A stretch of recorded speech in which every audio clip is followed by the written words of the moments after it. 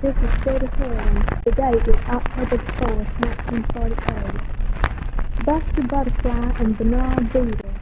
Welcome to another awesome video. Today we're looking at this unusual record.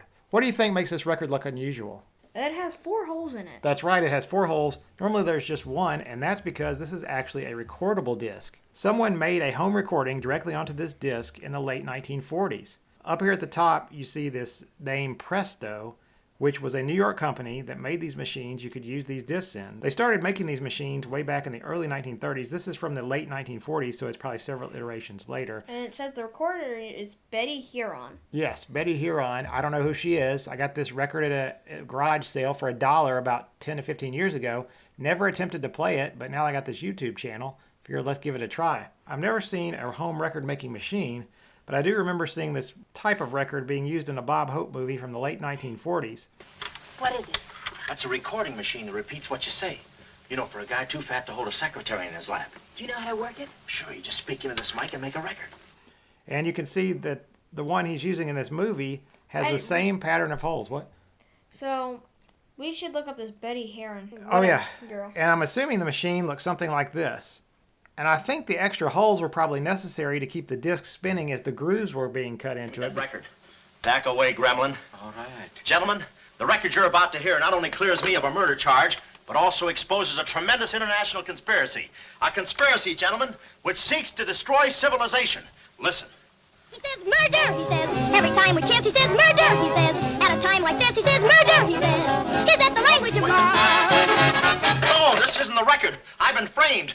They switched the records on me. Same person on the back, but recorded in May 30th, 1949. Yeah, one side of the disc has Buster Butterfly, recorded in October of 1948. It takes up the whole side. The other side has Pointers on Giving a Speech, recorded in May of 1949. It doesn't take up the whole side.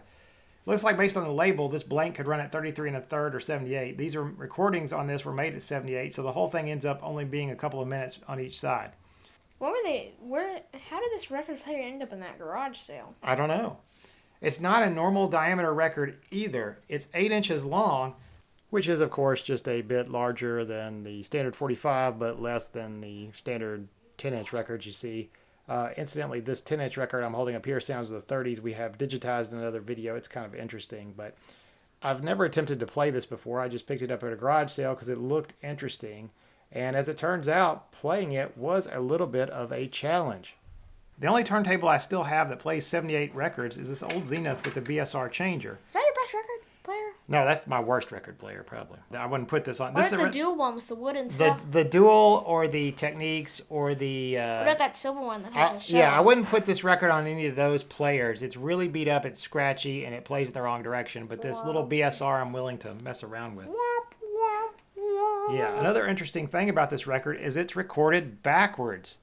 Most records... And I almost dropped it. Oh, well, it's okay. It's not, I don't think it's shellac. But look, most records you start at the outer edge and they move to the center. This record's recorded backwards, so it starts at the center and moves back, which presents a problem. Since the record player has automatic shutoff when the tone arm reaches the center, I can't move the tone arm to the start of the record or the automatic shutoff takes over.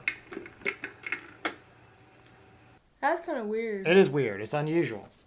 So it wasn't designed to play on this equipment. I've had to make a few modifications. I had to make a temporary modification in the record player to disable the auto stop. I took those 2 little silver tabs there out, which will allow the needle to be started at the end and move out. Damaging your record. No. player. It works. Anyway. With auto stop disabled, I ran into the problem of auto start. And the needle... The opposite day. Yeah. The needle still wants to go to the center of the record. Yep. So I had to just very carefully find the groove and drop the needle into it so it started moving backwards. And of course, when it gets to the end of the recording, it just sort of sticks over and over and you have to manually lift the needle. After this experiment was over, I put the silver parts back into my record player and verified the record changer still worked with a normal 45. Okay. But that's about it. With a few little hacks, I was able to get the sound off this record. The audio quality was horrible, and it's basically just a lady reading a poem. I'll stick the recording at the end of this video, but there's nothing really that interesting about it. But that's about all we have to say today. Thanks for watching. Comment if you've ever used a Presto recorder or knew who Betty Herron is or whatever. Subscribe if you like old technology, and I guess that's it. We'll see you next time. See you next time for another awesome video. This is Betty Herron. The date is October 4th, 1948. Buster Butterfly and Bernard Beaver, adventurers interoperated. Once upon a time, there was a little butterfly named Buster who was a native citizen of the state of Connecticut. One Saturday, while sitting on a lettuce leaf, Buster uttered a cry of alarm, for he had been spotted by a butterfly collector with a knitted object in his hand. Buster, keeping a cool mind and not getting the jitters of the coming rattle, flitted away quickly. As he winged his way over the potatoes, lettuce, and tomatoes, he said to himself, "I have been living a ruddy life. I think I shall cross the United States and go to California."